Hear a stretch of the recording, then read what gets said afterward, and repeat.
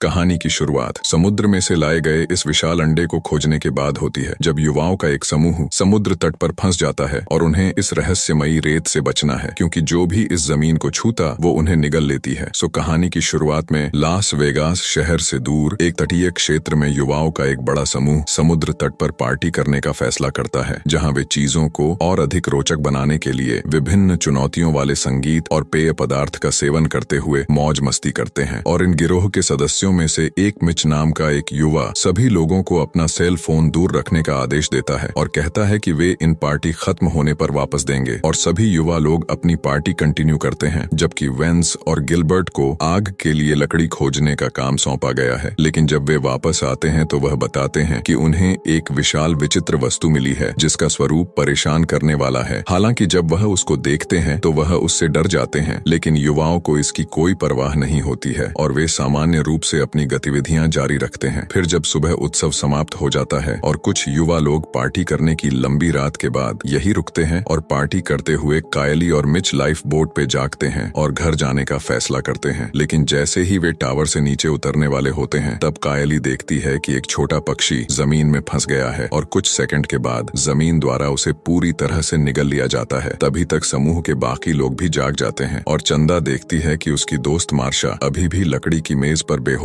होकर सो रही है, लेकिन वह चाहते हैं कि वह सभी एक साथ निकले, इसलिए चंदा मार्शा को जगाने की कोशिश करती है और वह जाग भी जाती है। लेकिन जैसे ही वह जमीन पर पैर रखने वाली होती है तभी कायली मार्शा को चेतावनी देने की कोशिशें करती है कि रेत में कुछ गड़बड़ी है, लेकिन वो उसकी नहीं सुनती है। और जैसे ही वह मेज से उतरती है तभी मार्शा के पैर अचानक से फंस जाते हैं, जैसे कि किसी ने उसे पकड़ लिया हो, और वह भ्रमित हो जाती है कि उसके साथ क्या हो रहा है और वह अपने हाथों का उपयोग करते हुए खुद को मुक्त करने की कोशिश करती है। लेकिन इससे मामला और भी ज्यादा खराब हो जाता है और वह निराशा में चिल्लाती है क्योंकि वह धीरे धीरे निगलती जा रही थी। तभी चिंतित वेंस अपने दोस्त को बचाने के लिए वाहन से बाहर निकलने का फैसला करता है, लेकिन जैसे ही वह उसके पास जाने की कोशिश करता है वह नीचे गिर जाता है और तुरंत रेत में फंस जाता है। और सभी अराजकता से घबराकर युवा लोग वेंस को बचाने का एक तरीका खोजने की कोशिश करते हैं और दूसरी तरफ वेंस मदद के लिए अधिक से अधिक चिल्ला रहा होता है। तभी मिच जल्दी से वेंस की ओर एक जीवन रक्षक बेड़ा फेंकता है और उसे पकड़ने के लिए कहता है। हालांकि वेंस अब आगे नहीं बढ़ सकता और उसके तुरंत बाद उसका चेहरा भी रेत में पिघल जाता है, जो उसे खत्म करने के बाद उसका शरीर भी धरती में ले जाता है। अचानक विनाश से भयभीत युवा लोग यह समझने की कोशिश करते हैं कि नीचे क्या हो सकता है और वे कैसे भाग सकते हैं, लेकिन घबराहट में रॉनी का कहना है कि समुद्र तट विचित्र प्रयोगों में सरकार द्वारा इस्तेमाल किए जाने वाले रासायनिक पदार्थों से प्रभावित हो सकता है। लेकिन जोन का मानना है कि यह असंभव है और वह यह सिद्धांत बनाता है कि यह किसी प्रकार का एक्सीडेंट हो सकता है जो मानव त्वचा को भंग करने में सक्षम है। यदि वे उसे खोदने में कामयाब हो जाते हैं तो वे वेंस को मुक्त कर सकते हैं। लेकिन चंदा सुझाव देती है कि हमें पुलिस से संपर्क करने का प्रयास करना चाहिए है ताकि वे हमारी मदद कर सके। यह सुनने के बाद गिलबर्ट कहती है कि सेल फोन अभी भी काम कर रहे होंगे और वह पूछती है कि वे कहाँ हैं। लेकिन समस्या यह है कि मिच के कारण सभी सेल फोन अभी भी कार की डिग्गी में है और कार की बैटरी पूरी रात हेडलाइट्स जलाकर खड़ी रहने के कारण जल गई थी ताकि अधिक जानकारी प्राप्त की जा सके। तभी कायली सीढ़ी के किनारे पर जाती है और जैसे ही वह अपना हाथ जमीन के करीब लाती है तो वह रेत में अनगिनत टेंटिकल्स को देखती है जो पास आने वाले किसी भी जीवित चीज को खींचने की कोशिश करते हैं। उसी समय गिलबर्ट जाग जाता है और महसूस करता है कि उसे एक धातु के बैरल के अंदर रखा गया है जिसके चेहरे पर बहुत ही अप्रिय चित्र बना हुआ है, जिसे देख वह बहुत ही ज्यादा क्रोधित हो जाता है और युवकों को उसे उस वस्तु से हटाने का आदेश देता है, जबकि वह बाहर निकलने की कोशिश करता है। लेकिन गिलबर्ट को समुद्र तट पर निगल जाने से बचाने के लिए अपने तरीके से समूह के बाकी लोग उसे स्थिति के बारे में चेतावनी देते हैं और अपने दो दोस्तों के खत्म होने के बारे में पता चलने के बाद गिलबर्ट निराश हो जाता है और अपने आप को शांत करने के लिए और भी अधिक संघर्ष करता है कि मिच उसे बताता है कि अगले कुछ घंटों में ज्वार बढ़ेगा जिससे गिलबर्ट सुरक्षित रूप से साइट छोड़ सकेगा, इसलिए उसे बस इतना करना है कि वो खुद को संभाले और स्थिति को शांत करने के बाद इंतजार करें। तभी कायली ने मिच से सवाल किया कि ज्वार इतना नहीं बढ़ेगा कि गिलबर्ट को बचाया जा सके, और युवक ने कहा कि उसने केवल अपने दोस्त को यह विश्वास दिलाने के लिए ऐसा कहा था कि वह बच जाएगा। कई घंटे बीत जाते हैं और युवा लोग अभी भी समुद्र तट पर फंसे हुए हैं और वे सूर्य की रोशनी में अधिक से अधिक जल रहे हैं क्योंकि उनके पास लाइफ बोट में भागने का कोई रास्ता नहीं है। तभी कायला डिब्बों की जांच करती है और माचिस की एक डिब्बी पाती है जिसे वह किसी आपात स्थिति के लिए बचाने का फैसला करती है और कायला कुछ सनस्क्रिप्ट सनस्क्रीन भी लेती है और जल्दी से अपने दोस्तों को देती है जो वाहन में फंसे हुए हैं, ताकि वे खुद को सनबर्न से बचा सकें। तभी घटनाओं का विश्लेषण करते हुए युवा पिछली रात को याद करते हैं और कायला कहती है कि पार्टी में शामिल होने वाले सभी लोग समुद्र तट पर ही डेरा डाले हुए था। इस बिंदु से समूह को पता चलता है कि अन्य सभी सदस्य पहले ही रेत में बह चुके हैं, केवल उनका सामान पीछे रह गया है। तभी जॉन गिलबर्ट को सनस्क्रीन देता है जिसे बार बार सनबर्न हो रहा है। फिर कायला समुद्र तट का अवलोकन करती है और नोटिस करती है कि पिछली रात वेंस और गिलबर्ट द्वारा लाई गई यह विशाल वस्तु नष्ट हो गई है। और इसको देखते हुए युवाओं को एहसास हुआ कि यह एक विदेशी अंडा हो सकता है जो तब निकला जब सभी सो रहे थे, जिसे सुनकर गिलबर्ट हताश हो जाता है और बैरल पर झूलने लगता है। लेकिन कायला उसे शांत करती है और कहती है कि यह प्राणी शायद अभी अपने वयस्क रूप में नहीं है, इसलिए उनके पास अभी भी बचने का मौका है ताकि वे यह पता लगा सकें कि राक्षस कितनी अधिकतम दूरी पर हमला कर सकता है। तभी कायला सॉसेज का एक पैकेट लेती है और उनमें से एक को दूर फेंक देती है। जैसे ही वह जमीन को छूता है, भोजन जल्दी से रेत द्वारा निगल लिया जाता है और कायला कहती है कि वे इसी प्रक्रिया को तब तक दोहरा सकते हैं जब तक वे उस सीमा तक नहीं पहुंच जाते जहां तक प्राणी पहुंच सकता है। तभी मिच एक और सॉसेज फेंकने की कोशिश करता है, लेकिन एक सीगल भोजन को पकड़ लेता है और गिलबर्ट के सामने ही अपना भोजन बना लेती है, जो इस बात से नाराज होता है कि उसे आखिरी सॉसेज फेंकने से पहले कोई भोजन नहीं मिला। तभी कायला अपने दोस्त से इसे दूसरी दिशा में फेंकने की कोशिश करने के लिए कहती है और ऐसा करने में वे आखिरकार उस बिंदु को ढूंढ लेते हैं जहां टेंटेकल्स नहीं पहुंच सकते, जिसे देख हर कोई नई खोज से राहत महसूस करता है। लेकिन चंदा उन्हें बताती है कि इससे कोई फर्क नहीं पड़ेगा क्योंकि वह स्थान बहुत दूर है और उनके पास वहां से निकलने का कोई सुरक्षित रास्ता नहीं है, और इस बात से क्रोधित हो जाती है कि उनके पास भागने का कोई रास्ता नहीं है। तभी जोन को एक विचार आता है और वह वाहन से सर्फ बोर्ड ले लेता है ताकि वह समुद्र तट तक सुरक्षित रूप से चल सके है। फिर वह धीरे धीरे लकड़ी की मेज के करीब पहुंचने में कामयाब हो जाता है, लेकिन जैसे ही वह बेंच पर अपना पैर रखता है तभी एक बोर्ड जमीन पर खिसकना शुरू हो जाता है, जिससे जोन अपना संतुलन खो देता है और रेत पर लटक जाता है। और उस समय सभी लोग निराशा में पड़ जाते हैं क्योंकि वे उस जीव के स्पर्शकों को धीरे धीरे जोन के शरीर तक पहुंचते हुए देखते हैं और जोन का शरीर जो खुद को बचाने के लिए दर्द से चिल्लाता है। तभी जोन अपनी पूरी ताकत से कूदता है और मेज को पकड़ने में कामयाब होता है। हालांकि उसे पता चलता है कि उसके पेट पर गंभीर घाव हो गए हैं, जिससे वह पीड़ा में लेट जाता है। तभी सभी युवक जल्दी से जोन को शांत करने की कोशिश करता है, जो कुछ मिनटों के बाद उठने में कामयाब हो जाता है और जोन एक थैले की जांच करता है जहां उसे बड़ी मात्रा में भोजन मिलता है और वह सारा भोजन इकट्ठा करते समय जमीन पर एक केला गिरा देता है। और जब वह उसे उठाता है तो जोन देखता है कि किसी कारण से टेंटिकल्स फल को पकड़ने में कामयाब नहीं हो पाए। तभी जोन को पता चलता है कि प्राणी उसी स्थान पर प्रकट नहीं हो सका जहां कल रात अलाव जलाया गया था, जिसका अर्थ है कि आग ही एकमात्र चीज है जो इन फैलने से रोक सकती है। इससे जोन बिना किसी खतरे के जमीन पर कदम रखता है। तभी उसे एहसास होता है कि उसके घाव खुल रहे हैं, जिससे वह और भी ज्यादा कमजोर और हताश हो जाता है, यह महसूस करते हुए कि उसका दोस्त ठीक नहीं है। फिर कायला उसे शांत करने की कोशिश करती है और उसे समूह के बाकी लोगों के लिए कुछ खाना फेंकने के लिए कहती है और जॉन भी जमीन पर खड़े रहने की कोशिश करते हुए अपने दोस्तों की दिशा में भोजन की आपूर्ति करता है। लेकिन जैसे ही वह मिच की एक पेय फेंकने वाला होता है तभी उसे लगता है कि उसके घाव खुल रहे हैं और वह दर्द में सवार हो जाता है और कैन अचानक जमीन पर गिर जाती है और जोन की चोट बढ़ने लगती है, जिससे उसे अत्यधिक दर्द होता है, जिसके कारण वह मेज पर ही गिर जाता है। तभी मामला और भी ज्यादा खराब हो जाता है। रेत के टेंटिकल्स बोर्डों को दूर रखते हैं, जिससे जोन पूरी तरह से घिरा जाता है। उसी समय अन्य टेंटिकल्स वाहन पर हमला करते हैं, जिससे सभी टायर फट जाते हैं और युवाओं के लिए बच निकलना अब असंभव हो जाता है। मिच का मानना है कि यदि हम लोग सेल फोन बरामद करने में कामयाब हो जाता है तो वे मदद के लिए फोन कर सकेंगे। इसलिए चंदा रॉनी से ट्रंक खोलने के लिए कहता है और वह बम्पर पर संतुलन बनाती है ताकि वह उस कंटेनर तक पहुंच सके जिसमें डिवाइस संग्रहित हैं। अपनी योजना को अंजाम देने से पहले रॉनी उसे बताती है कि उसने एक अलविदा पत्र लिखा है और अगर कुछ भी होता है तो चंदा को इसे बहुत सावधानी से अपनी मां को देना होगा। रॉनी को उसके दोस्त ने पकड़ लिया है और कार के बम्पर पर संतुलन बनाकर ट्रंक को अनलॉक करने में कामयाब भी हो जाती है। लेकिन समस्या यह है कि हर बार जब रॉनी इसे खोलने की कोशिश करती है तो वह फिसल जाती है और गिरने से कंपार्टमेंट बंद हो जाता है। फिर भी वे हार नहीं मानते हैं और कई बार रणनीति दोहराने की कोशिश करती हैं, लेकिन तब तक कोई फायदा नहीं होता जब तक कायला को कोई विचार नहीं आता। तभी वह उसे लाइफ सेवर्स बचाव हुक पकड़ने देती है ताकि वह रॉनी को पकड़ सके। फिर एक बार और रॉनी ट्रंक खोलने में कामयाब हो जाती है, लेकिन तभी एक पुलिस कार आती है और समुद्र तट बंद होने के कारण उन्हें यहाँ रुकने के लिए गुस्सा करती है। लेकिन कायला रेत के नीचे मौजूद जीव के बारे में समझ समझाने की कोशिश करती है और उससे कार में ही रहने की विनती करती है, क्योंकि यही एकमात्र तरीका है जिससे वह सुरक्षित रह सकता है। उसी समय गिलबर्ट ने उससे राष्ट्रीय गार्ड को बुलाने की विनती की, क्योंकि समुद्र तट पर जो कुछ है वह वैश्विक खतरा हो सकता है। लेकिन समस्या यह है कि अधिकारी का मानना है कि इन युवा लोग ने रासायनिक पदार्थों का सेवन किया हुआ है और वह उनकी रिपोर्ट नहीं सुनता है और कार से नीचे उतर जाता है। लेकिन उसके झूठ अत्यधिक प्रतिरोधी होने की बदौलत सामान्य रूप से कार से उतर जाता है और अधिकारी शांतिपूर्वक साइट के चारों ओर चलने में सक्षम है, जबकि टेंटिकल्स उसका पीछा करते हैं और उसे चुपचाप पकड़ने की कोशिश करते हैं ताकि यह समझ सके कि क्या हो रहा है। तभी पुलिसकर्मी जोन के शरीर की जांच करता है, जो कि संक्रमण से अत्यधिक घायल है, जो दिन प्रतिदिन खराब होता जा रहा है, जबकि रॉनी का हाथ अभी भी वाहन में फंसा हुआ है और वह गिलबर्ट को धातु के बैरल से बाहर खींचने की कोशिश करता है। लेकिन गिलबर्ट बहुत भारी है और उसकी मदद से भी वह खुद को मुक्त नहीं कर सकता है। जब उसे पता चलता है कि वह युवाओं में से किसी की मदद नहीं कर पाएगा, तो वह कायला और मिच को लाइफगार्ड स्टेशन से नीचे आने के लिए कहता है ताकि वे उसे कुछ सवालों के जवाब दे सकें। लेकिन हताश कायला समूह की स्थिति को समझाने की कोशिश करता है और कहती है कि उनमें से कुछ घायल हैं और अन्य बीमार हैं और साइट पर पहले से ही उन्मूलन हो चुके हैं, इसलिए उन्हें जल्द से जल्द यहाँ से निकलने की जरूरत है। फिर भी पुलिसकर्मी ने उनकी बात को अनसुना कर दिया और उनको उसके पास आने के लिए कहा, लेकिन जोड़ी ने रेत के पास जाने से इनकार कर दिया, जिससे उसका धैर्य खो गया और उसने अपना काली मिर्च स्प्रे निकाल लिया ताकि वह उन्हें अपने पास ला सके। हालांकि वह एक वस्तु को गिरा देता है और उसे वापस लेने के लिए रेत पर खड़ा होता है। उसी समय उसका हाथ टेंटिकल्स द्वारा पकड़ लिया जाता है, जो उसे भूमिगत खींचने लगते हैं। लेकिन वह स्वयं को मुक्त करने का प्रयास करता है और वह रेत पर अपना मिर्च स्प्रे का उपयोग करता है, जिससे वह स्वयं को मुक्त कर लेता है। लेकिन तभी तक बहुत देर हो चुकी होती है, क्योंकि उसका हाथ पहले ही पूरी तरह से प्राणी द्वारा निगल लिया गया होता है। फिर वह दर्द से स्तब्ध और पीड़ा में चीखने के अलावा कुछ नहीं कर सकता, जबकि हर कोई इस दृश्य को एक आतंक के रूप देखता है और उन्हें निराशा हूँ कि उस व्यक्ति ने उसकी बातों पर विश्वास नहीं किया। तभी कायला सीढ़ी के अंत तक जाती है और उसे स्प्रे को ले लेती है और उसे पुलिसकर्मी को राक्षस द्वारा खत्म किए जाने के लिए अकेला छोड़ देती है। अब उसके पास एक नया हथियार है। मिच यह कहकर भागने की एक योजना बनाता है और कहता है कि समूह के पास भागने का एक बेहतर मौका होगा और मदद के लिए पुकारने का भी, और वह कुछ तौलियों को अपने पैरों के चारों ओर लपेट लेगा, क्योंकि उसके पास मिर्च स्प्रे है जो प्राणी को अचेत कर देगा और उनके पास भागने के लिए पर्याप्त समय होना चाहिए। इसलिए मिच चंदा से तौलिए को उसके पास फेंकने के लिए कहता है, लेकिन जैसे ही वह उन्हें पकड़ने की कोशिश करता है, तभी रेलिंग का एक टुकड़ा टूट जाता है और वह केबिन से बाहर गिर जाता है और रेत में फंस जाता है। तभी हताश मिच मदद के लिए चिल्लाना शुरू कर देता है और कहता है कि वह अब अपने शरीर के किसी भी हिस्से को महसूस नहीं कर सकता है, लेकिन कोई भी सदस्य उस तक नहीं पहुंच सकता है, जिससे वह पूरी तरह से प्राणी के अधीन हो जाता है। और कुछ ही सेकंड में रेत के जाल मिच के गले में चले जाते हैं और वह अचानक हिलना बंद कर देता है और मिच का शरीर राक्षस द्वारा नष्ट कर दिया जाता है, लेकिन पीछे केवल एक बड़ा सा खून का धब्बा रह जाता है। तभी कायला को यह महसूस हुआ कि यदि वे वहां रहना जारी रखते हैं तो कोई भी जीवित नहीं बचेगा। फिर कायला खुद को संभालती है और अपने साथियों को शांत करती है ताकि वे एक नई भागने की रणनीति के साथ आ सकें। फिर कायला जल्दी से रेलिंग का एक और टुकड़ा हटाती है और उसे फेंक देती है और चंदा जो सभी वस्तुओं को हुड पर एक साथ रखती है, फिर वह वाहन में कूद जाती है और अपने दोस्त से मिलने के बाद वे रॉनी को मुक्त करने में कामयाब हो जाती है और उसके घायल हाथ को कपड़े से बांध दिया ताकि वे उसी समय उसका दर्द कम कर सकें। फिर कायला गिलबर्ट को शांत करने की कोशिश करती है और उसे बताता है कि वे उसे बचा लेंगे जैसे ही उन्हें बैरल तक पहुंचने का रास्ता मिल जाता है, इसलिए तुमको बस इंतजार करना है। फिर तीनों ने रेत पर लकड़ी का मलबा रखा और खुद को संतुलित करते हुए वे उस मेज की ओर चलते हैं जहां जोन है। अब रॉनी मंच को पार करने वाली अंतिम महिला है और आधे रास्ते में उसे पता चलता है कि उसके घाव के कारण उसका अधिक से अधिक खून बह रहा है और कमजोरी के कारण उसका संतुलन बिगड़ जाता है और वह जमीन पर गिर जाती है। तभी परिणाम स्वरूप वह जमीन के संपर्क में आती है और जितना भी कायला अपने दोस्त को मिर्च स्प्रे से बचाने की कोशिश करती है, टेंटिकल्स फिर भी रॉनी को पकड़ने में कामयाब हो जाते हैं और जल्दी से उसे अंदर खींच लेते हैं। अब केवल 4 जीवित बचे लोगों के साथ वे अपनी भागने की योजना जारी रखते हैं और चंदा मिच द्वारा बनाई गई रणनीति को अंजाम देती है और अपने पैरों को तौलिए से लपेटती है जिन पर स्प्रे का इस्तेमाल किया गया है ताकि वह वाहन की ओर भाग सके। लेकिन बाहर निकलने का कोई रास्ता नहीं होने के कारण गिलबर्ट पूरी तरह से टेंटिकल्स द्वारा निगल लिया जाता है, जो उसे समुद्र तट पर खींचने के लिए अपने असली टेंटिकल्स का उपयोग करता है। अपने दोस्त के खात्मे से भयभीत चंदा रोने लगती है और राक्षस उनका ध्यान भटकाने का फायदा उठाकर वाहन पर हमला करता है, जिसे कारण चंदा हुड पर ही बेहोश हो जाती है और अब तीनों समुद्र तट पर फंसे रहते हैं जब तक कि कायला अपने दोस्त को जगाने में कामयाब नहीं हो जाती। तभी चंदा को एक लाइफ बोट मिलती है और वह इसे जमीन पर फेंक देती है ताकि वह इसे भर सके और इसे रेत पर घूमने के लिए एक मंच के रूप में उपयोग कर सके। जल्द ही वह कायला की मेज के पास पहुंचती है और वह लाइफ बोट की मदद से वे जोन को कार तक ले आती हैं, क्योंकि जोन अपनी चोटों के दर्द से पूरी तरह से कमजोर हो चुका है। जैसे ही वे जाने वाले थे तभी जमीन से एक बड़ा सा तंबू निकला और कंपन के कारण कायला को लाइफ बोट में वापस फेंक दिया गया। तभी कायला जल्दी से कार की छत पर चढ़ जाती है और ईंधन के एक गैलन को पकड़ने की कोशिश करती है, लेकिन टेंटेकल्स ने एक और हमला किया और गैलन को पकड़ लिया और उसे दूर फेंक दिया। फिर भी कायला ने हार नहीं मानी और वाहन से आखिरी गैलन लेने के बाद वह उठती है और उस जगह के चारों ओर गैसोलीन डाल देती है, जिससे वाहन के चारों ओर ईंधन का एक घेरा बन जाता है। इससे पहले कि टेंटेकल्स अपना अगला हमला शुरू कर सके, कायला ने माचिस की डिब्बी ली जो उसने पहले पाई थी और ईंधन का निशान जलाया, जिसने टेंटेकल्स के शरीर में आग लग जाती है और विशालकाय राक्षस को भस्म होते हुए देखने के दौरान कायला वाहन में वापस आती है, जहां जोड़ी खुद को अनगिनत चमकते हुए तंबुओं से बचाने की कोशिश करती है और वह कार पर आक्रमण करने की कोशिश कर रहे होते हैं। तभी कुछ ही मिनटों में प्राणी अंततः पीछे हट जाता है और युवाओं को अकेला छोड़ देता है। लेकिन जब वे जोन को देखते हैं तो लड़कियों को पता चलता है कि जोन अब जीवित नहीं है और आंसुओं से अपने आखिरी दोस्त को अलविदा कहती हैं, यह महसूस करते हुए कि उनके पास किसी के आने का इंतजार करने के अलावा कोई विकल्प नहीं होगा। फिर लड़कियां एक दूसरे को गले लगाती हैं और एक लंबे दिन के बाद आराम करने की कोशिश करती हैं। फिर सुबह एक व्यक्ति वाहन के पास आता है और देखता है कि कार में हर कोई बेहोश है। फिर वह खिड़की पर दस्तक देता है, जिससे लड़कियां जाग जाती हैं और दरवाजा खोलती हैं। जब उन्हें पता चलता है कि वे बिना किसी समस्या के रेत पर कदम रख सकती हैं, तो लड़कियां को राहत मिलती है और वह इस स्थान को छोड़ देती हैं। सो इसी सस्पेंस के साथ यह कहानी यहीं पर समाप्त होती है।